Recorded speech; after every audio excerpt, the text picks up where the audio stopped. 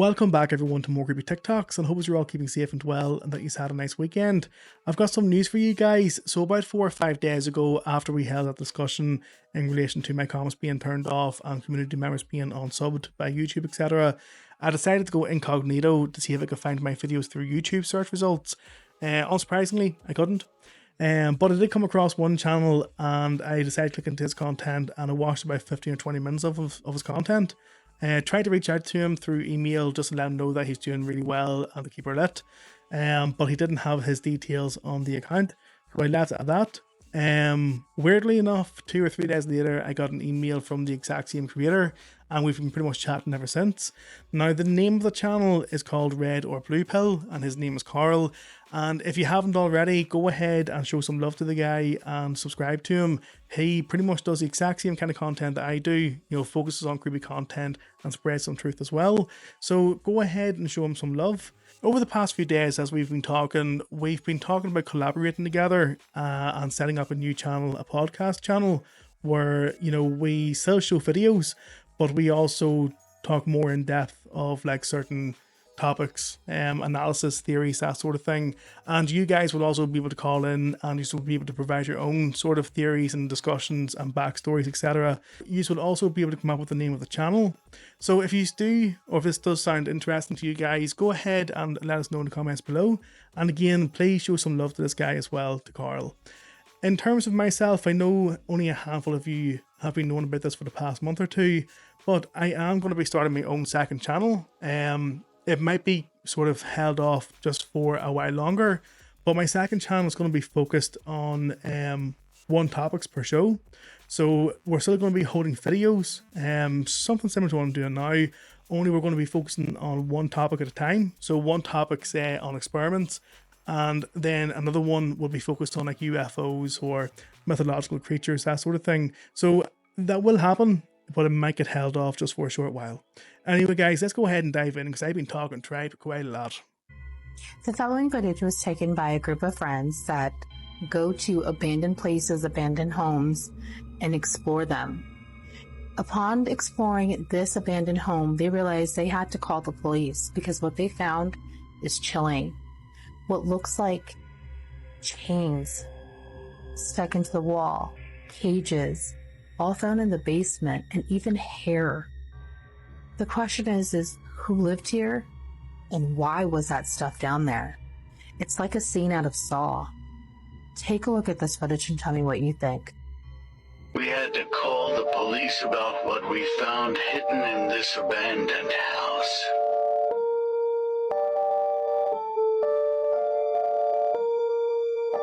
A caged room only opening from the outside.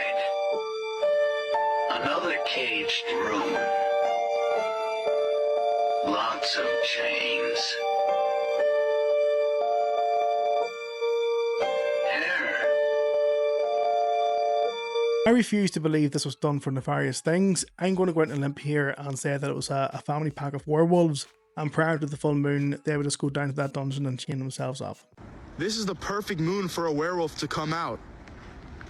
I'm gay.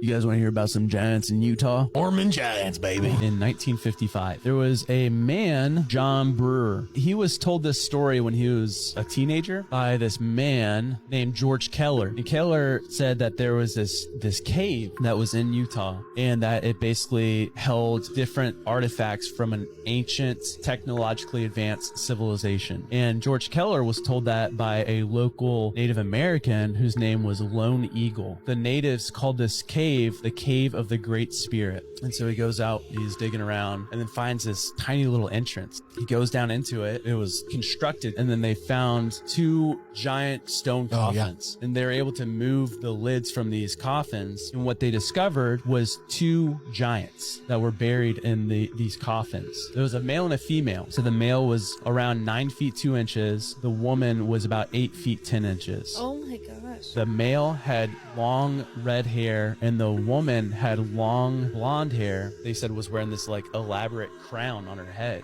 We all know about the Great Flood and how the Nephilim, the fallen angels, had their offspring with daughters of men, so it only makes sense and seems fitting that their skeleton remains would have been scattered all over the world.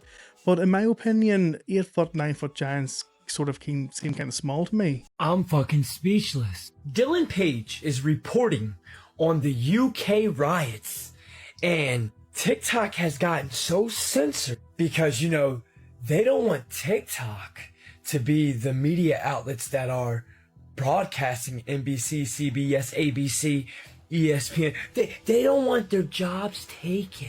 So TikTok is not allowing Dylan Page to show what's happening in the UK riots right now. Everyone thinks World War III is going to be, you know, guns and bullets. Guys, we've been in World War III since the year 2020. This is truly a war of information. Y'all remember when Obama said what he said, right? You know what's so fucked up about that statement Obama made is flood a city, flood a cesspool with so much disinformation that when they hear the truth, they don't know it. Do you know what's so fucked up about that statement? Is if you don't know if that's a defensive measure or an offensive measure. You understand what I'm saying here? We are truly in the war of information. And let me just say, information is one of the most powerful things in the world. It can free you. It can get you killed. There's a lot of people that have been unalive just from witnessing things. Wrong place, wrong time. Not because straight bullet. No, because their eyes saw something. Because they had information. Well, people, soon these aren't going to matter in the world of deepfakes, AI, and controlled narrative. We're an upside down world. You remember when you used to watch Outer Limits? Don't try to adjust your TV. We are in control of the horizontal and the vertical. They were telling you right to your face, but a lot of us are so, Mortal Kombat Ultra, it's fucking sick. Are you thinking your own thoughts? Shit. Is the news you reporting on actual news? Or maybe it's news they want you to report on, so you can be used to distract the people. If you've not thought that ever, you're not really awake. Peace of God. We're not thinking our own thoughts sometimes, people. Hope you know that. If you restrict information from the public, then you're removing knowledge from the public. Likewise with control, if you control the information, then you control the knowledge to the people. And the scary thing about this is that if it's in the wrong hands, it's very easy to push out a false narrative, which can confuse the masses. And the problem with that is the ones who seek truth will always find it, but it will cause friction within society. Anyways, also allegedly, in terms of the UK, apparently Elon Musk came out with a tweet stating that the UK tried to give him hush-hush money to remove freedom of speech on his platform to the UK, allegedly. The 15-minute cities is something that the WEF has created called C40, and it's called C40 cities. I would urge you to certainly look on the internet about it, and then go to all of the TikTokers and see what they're really saying. Basically, you won't be able to drive a petrol or diesel car anymore. You'll have to buy electric. If you want food, you will get a calorie-controlled system sent to you by text saying, this is what you can eat today. This is what you can have today. If you violate any of these things, they'll freeze your bank account. That is the next step. These are stages in which they're going to implement this stuff. And this was signed up by the WEF, and the WEF has signed up with our mayor in London as the chair, and he has gone around the world to communicate this C40 to all of the countries in the world, and most of the countries are looking at adopting it. Now, I am going to abolish it. It is a hopeless position. We are going to be in an open prison, or shall we say a COVID, for the rest of our lives. We will not be able to work unless it's in our 15-minute city. It's diabolical. It's not right. This is not the right thing. And it's been hidden from the public. No one's talking about it. Not half dystopian, is it? I mean, it's probably why we're seeing so many cameras on top of traffic lights these days and being mounted everywhere. But imagine living a life where, you know, you can only drive a certain amount say like 2 miles a week or something like that. And when it comes to your food, you're only allowed like a handful of noodles and some bugs, and it's only provided to you by the establishment. Got an unusual offering here, as you can see. Oh, it's got a ring on it. Oh? Oh, there's a gold ring. No. Yeah. It's wax sealed. It's full of oil and what looks to be a rock or something. Oh no, there's a wrapper in there. Oh, it's a figure. Look, it's the nose and the mouth and the eyes. Oh yeah. Look at that. It's a shrunken head. It is, it's a shrunken head. Is it? Oh my word. It is a shrunken head. Oh my word. I've got a big head now. I've never seen anything like it in my life. So guys, if you think that is voodoo or anything like that, please let us know, but there is definitely a head in there. That's sick. With a gold ring that looks like white gold, all tied up and wax sealed. I don't know why, but I can just picture girlfriends and fiancés and wives just sharing this amongst themselves frantically, just freaking out, you know, and saying, here, that's not your husband by any chance, is it? This man turned his son into a doll. This is the real story of Charlie McCarthy. McCarthy was a successful ventriloquist in the 1920s, where he presented his own show. This show amazed people in the United States and was a resounding success, but there was something strange about his dummies, specifically a dummy named Edgar, who was part of the main act of the show. Edgar had a peculiar aspect that made it impossible not to look at him. He had very real hands, a very expressive mouth, very scary eyes, and he was also the Charlie's biggest dummy. Something that made this situation even stranger was that Charlie did not let anyone come close to see his dummy. He was the only one who could touch it and keep it in his chest. But one night after a show, Charlie McCarthy was found lifeless in his dressing room, and next to him was his beloved dummy with a slight smile on his face. When the police examined it, they realized that behind the mask was the lifeless body of a child who was identified as Charlie McCarthy's son. I don't get it with some people. You know, for parents, we look at our children when they're asleep and think, yeah, little monsters by day, but they're little beautiful angels by night. This man just looks at his boy when he's sleeping and thinks, I wonder if he'd make a good ventriloquist. Sometimes I look at people and wonder, how did they fit all that stupid into one head? So you've probably seen the video of the plane spiraling out of control and crashing in Brazil, but did you see who was on it? I need everybody to share this immediately before I go any further because I need every single person to know about this. Now, first of all, there were 62 people that unfortunately lost their lives in this plane crash, okay? But it's been confirmed that there were 8 different cancer doctors that were on this plane that were on the way to a specific conference. And we'll get to what kind of conference that was here in a minute. 15 doctors were scheduled to be on this flight, but allegedly 7 of them changed to an earlier departure. One of them said that there was a monitor showing them the wrong gate, and that there were others that realized they were in the wrong place as well. And when trying to get passes to get into the right gate, they apologized and said that they were too late and had to reschedule their flight. Now this is the thing, right? This was a 2024 cancer and vaccine conference, you know? So that in itself really has me thinking like, what? But here's the most important part, right? The aviation attorney and former inspector general for the United States Department of Transportation was asked to review what investigators will be examining in the wake of the crash of the ATR 72-500. Now, flight tracking data, right, shows that the French-made twin-engine turboprop plane dropped 17,000 feet in just 1 minute. That's pretty drastic, but wait.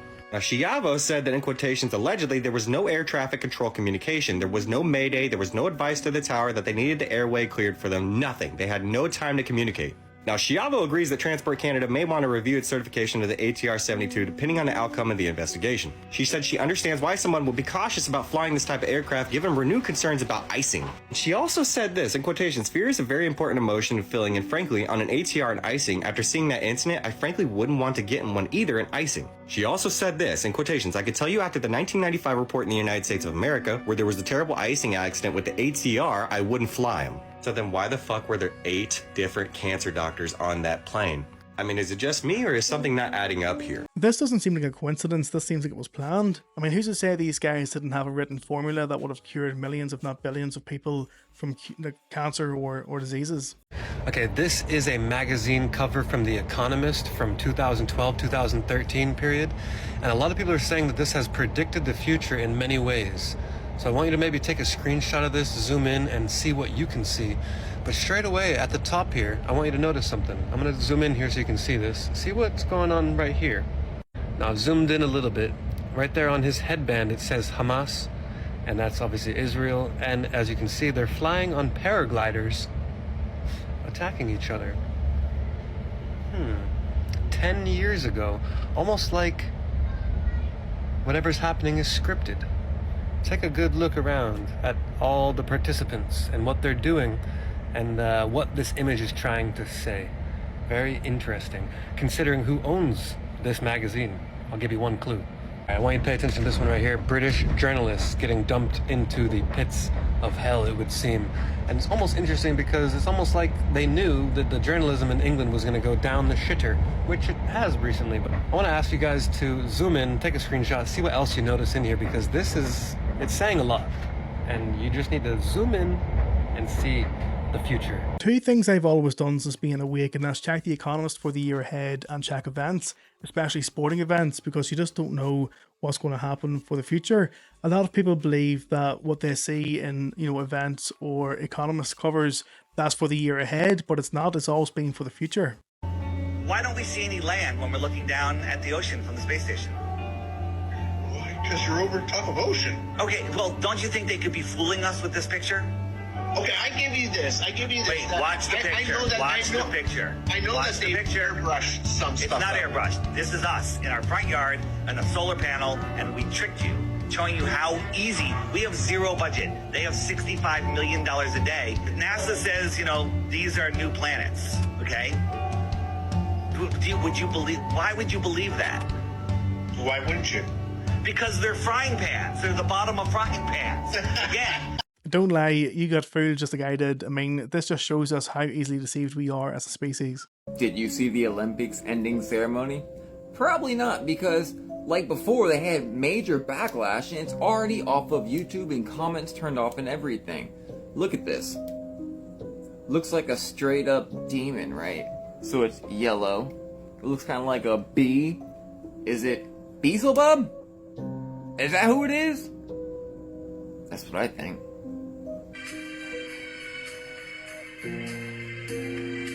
This is literally some demonic stuff, and normal people will watch this and think it's fine. They're doing like voodoo dances. It's like they're chanting and worshiping. These are the same things you saw at the base of the pyramid a long time ago. That's it.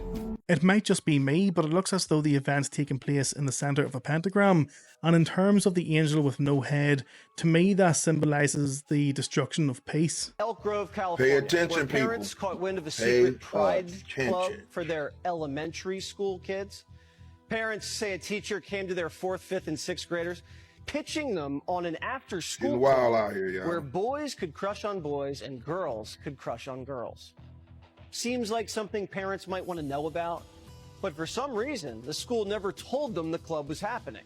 We gotta They're stay not on our happy. kids, bro. The fact that the club is called UBU in certain circumstances, but Rainbow Clubs and others, shows the intentional deception surrounding the club.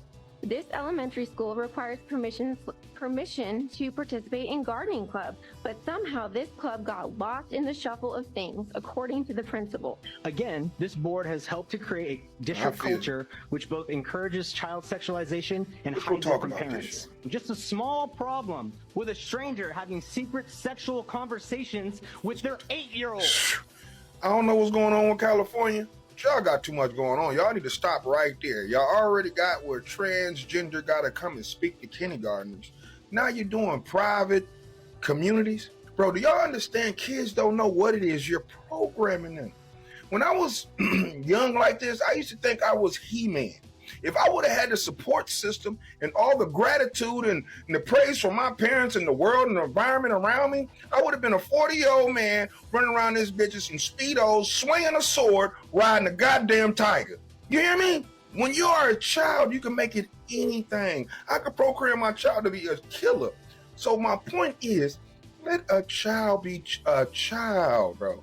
Let them be free. Stop pushing sexuality or gender or what they want to be. You don't know what they want to be. When I was growing up, you didn't say that was a boy. She was a tomboy. Just because she played sports with us and did all the boy stuff with us, we did not make her a boy. Don't push she's a boy, because that same girl is married with 4 kids today.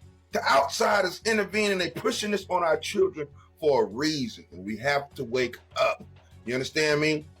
And like I said, I have nothing with what you want to do, but if y'all want to do that, that's cool, but don't push it on me. I should have the right to say, nah, I'm good. You feel me? I have the right.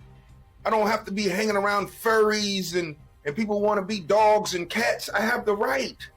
I'm sorry. I don't want my children to be around people who think they're an animal and licking and shitting and pissing and meowing and barking.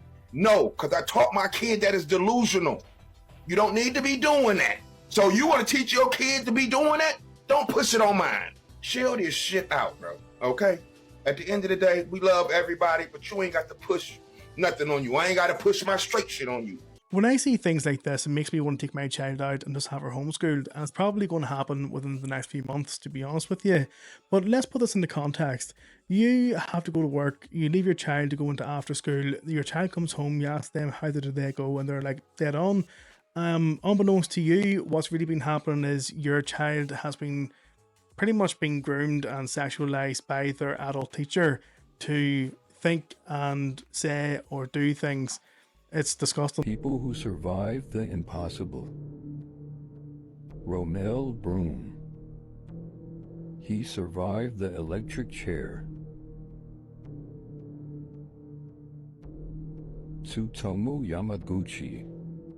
He survived 2 atomic bombs. Dr. Anna Bogenholm. Back to life from an icy underwater grave. Mauro Prosperi. Forced to drink bat blood after getting lost in the desert. Helen Claiborne. Survived 49 days without food after plane crash. Uruguayan Air Force Flight 571. Forced to eat human flesh to survive after plane crash. Out of those survivors, who would you rank the worst? I mean, personally, I think the guy with the electric chair, because he would have had to endure that pain at that time, plus the sort of aftermath of that and then the healing process. So the programs that you get for the first 7 years are not yours.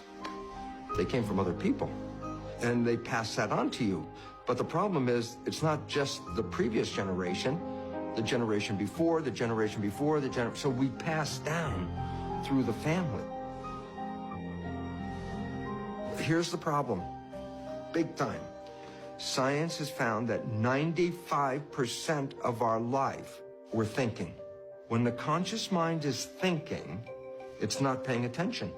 When the conscious mind is not paying attention, the subconscious program is the default. Well, if you understand that, then it says only 5% of the time you're running your life with your creative mind, the wishes and the desires and what you want. 5%. 95% of your life is coming from the program.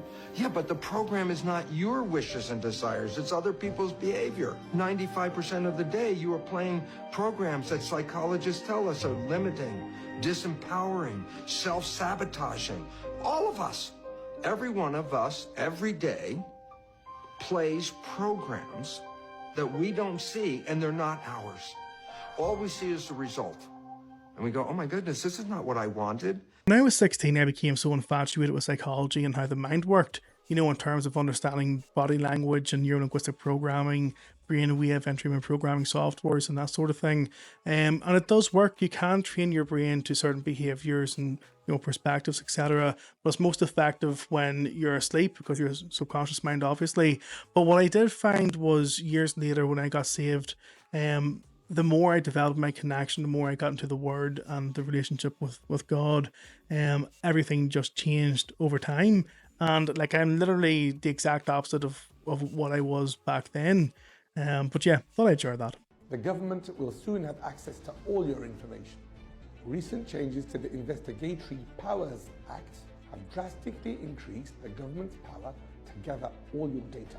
Authorities now have the power to follow individuals by collecting internet connection records. This means they can see which apps or websites you have visited, who you've called, your location, and the exact time of these activities. They can also access data such as CCTV footage and images you have posted on social media.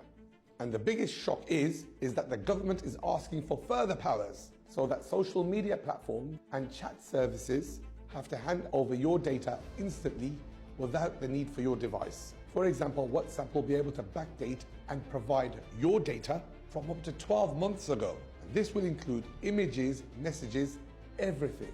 What do you think of these changes?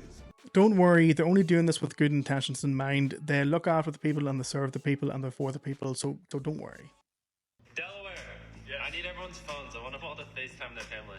Hi. This is former Mr. Beast employee Delaware, aka Charles Robert Jefferson. Now, Delaware, as he was known on the channel, appeared in a few Mr. Beast videos. Ironically, that clip from the beginning of the video was from a video where Mr. Beast and the crew spent time in prison. And this is where it gets disturbing. So you can see right here, he's registered, meaning he's a registered sex offender. And these charges are incredibly disturbing. Now, Charles Robert Jefferson, he was actually only 16 when this stuff happened. So I've seen people online talking about how he should be given a break because he was also a minor, which is completely wrong. Because as you can see, the victim of this crime was 11 years old. I mean, let that sit for a second. That's disturbing. That's really disturbing. And something else bizarre about this whole thing is that Delaware, when he was in the Mr. Beast videos and when he was featured, they only called him by this nickname, Delaware. I am assuming that was an attempt to hide his identity. And also, he frequently wore masks, which I can assume also was an attempt to hide his real identity. And when you hire somebody like this that has this sort of thing in their past to work on a YouTube channel with entertainment geared towards kids, I understand why he wouldn't want people to know who this guy really was. But that's disturbing, isn't it? I mean, you would imagine that somebody would have had to do a background check on that guy, especially before not only hiring him, but putting him on camera multiple times. And I'm sure that Mr. Beast Jimmy is going to come out and say he had no idea, blah, blah, blah. But then why the attempts to hide his identity? Why the nickname? Why wearing the mask when nobody else was doing that sort of a thing? And when you're an entertainer as large as Mr. Beast, when you run such a massive company and a massive significant portion of your audience is children and minors, there definitely shouldn't have been any sex offenders working on the show. I think we can all agree that at this stage it's clear to see that Mr. Beast obviously knew who he was hiring. Y'all, this is literally insane. There's a YouTuber named Normie, and he's been on the internet streaming for 10 days straight without sleep. He's trying to beat the world record at 265 hours. Now, this is bringing up a whole bunch of opinions of people telling his friend how much of a bad person he is, because we're going to go over how dangerous not sleeping is. But YouTube actually took his live down, so now he's on kick. He's close, but this could have irreparable damage done to him. I'm about to show you why we don't do things like this. Sorry, he's been doing it for 11 days. So Normie posted 11 days ago, world record attempt number 3 today, and a dinosaur. And this is him right here. He probably doesn't know any better. He seems to be a young kid. His friend, @TheNuxter on Twitter, is getting eaten up by the comments saying he's not capable. Stop this right now. You better hurry up and call a paramedic. Or right beside me, you're a sick person. So I'm not actually going to play the live so you can see it so this video can stay up, but I'll tell you this. His friend is literally instigating him staying up. Every time Norm falls down to fall asleep, he says, get up, get up. Then again, I'm sure he instructed his friends not to let him fall asleep under any circumstances. But then again, we need common sense. This looks very familiar, doesn't it? You've probably seen it on the internet. We'll get to the story in 1 minute, but first, I asked Google, which ended up asking AI, how much time do we have to go without sleep to pass away? And it said it's unknown, and that the record was just over 10 days. Remember, he's really close to beating that record. But there was an experiment in 1965 that wanted to see the effects of no sleep, and there's also other nefarious, supposedly, allegedly experiments. We're about to look at the claims. So here's an article that tells you what's going to happen after 3 days of no sleep. Hallucinations, paranoia, psychosis. Also, past 3 days are likely to have many micro sleeps. As he's standing up, he's probably sleeping for fractions of a minute. But here's the dangerous part. Eventually, after 3 days, at some point, your brain will begin to stop functioning properly, which can lead to organ failure and, in rare cases, unalive. Now remember, if your brain stops working, you can forget to breathe, your heart can forget to pump, anything. I know this from experience. Not me, my son. Alright, back to this thing that you have most definitely seen on the internet. This was allegedly the Russian sleep experiment. There's actually a lot of images from this so-called experiment that look very real, so I think it actually did happen. Anyways, the story recounts an experiment in 1947 at a covert Soviet test facility where scientists gave test subjects a stimulant gas that would prevent them from sleep. So the micro sleeps that Norm over here is getting, these people would not get. Their brain will be forced to be awake the entire time. It said this shown that the lack of sleep transforms the subjects into violent zombie-like creatures who need the gas. And the experiment ends with most people being unalive except for one scientist because they created zombies. I'm not saying it's real, but I believe it to be real personally because you can find actual images that come from decades ago. This story did not first appear in 2010 on Reddit. It appeared way before that. So I hope the Nookster will stop before we have some real-life zombies being brewed up in this dude's house. Don't try this at home, and let me know what you think in the comments. Do you think there's more sleep experiments besides 1965 and 1947? I'm sure they're out there. A lot of people believe that the Russian experiment never happened and that it's all false, and there is information that might lead this to be true, but at the same time, whether it's true or not, we do know that there's a very high chance there would have been some sort of experiment similar to that would have been conducted in the past. It just seems very feasible and something that would happen in general. As for the guy, I mean, if I was his mate, I would have just dropped everything, rang the paramedics and got him help. But I think with his mate, he's just naive and unaware of the severity of the issue.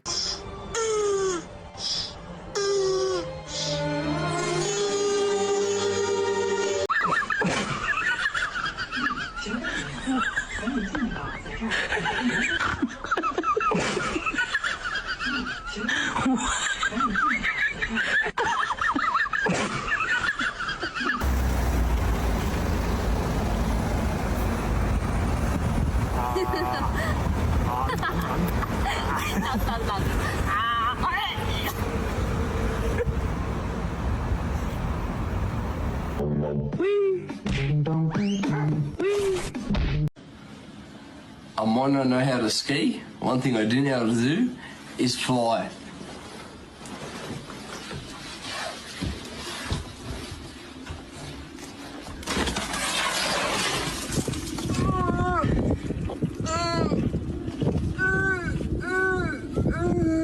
Again guys, let me know in the comments below in regards to a possible collaboration with Red or Blue Pill, and if you haven't already, go ahead and hop over to his channel, show him some love and subscribe to him, let him know I sent you, and if you haven't already, subscribe and smash the like button here as well. But until the next video, look after yourselves, stay safe and stay healthy, and I'll see you then.